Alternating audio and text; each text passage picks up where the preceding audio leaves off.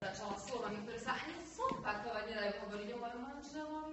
Samozrejme, pupčovná moda a verný, to nie je chalenka. Povedal jej svoju vinu. Zrela na monogram. A ona? Chytila ho za kolia a vyhodila.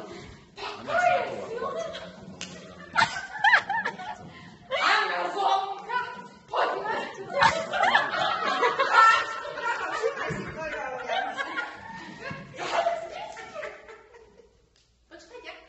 Čo mám teba hrať, či čo?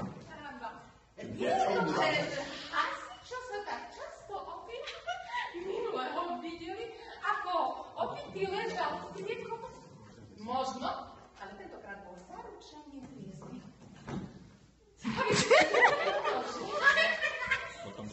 Hejto. Goliáške povedať, že spolok ženských neviem čoho si nepraje, aby mala neviem čo. No a...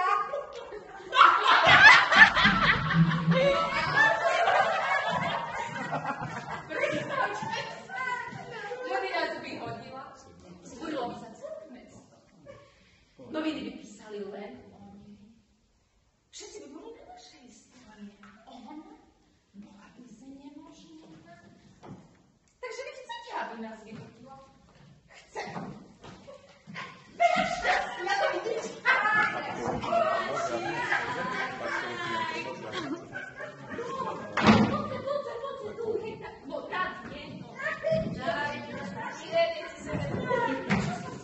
Pani nosila takové prince, takže je pekný srdce, tak. Keď ti rozostrám.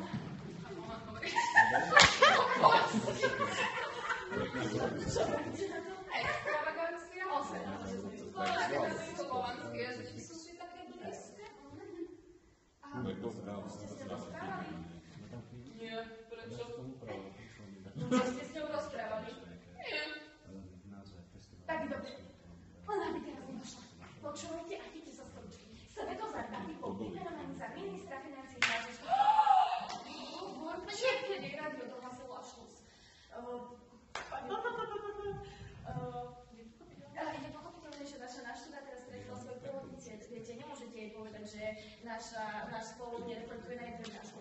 Tuto neviem, čo hovorí, ale ja som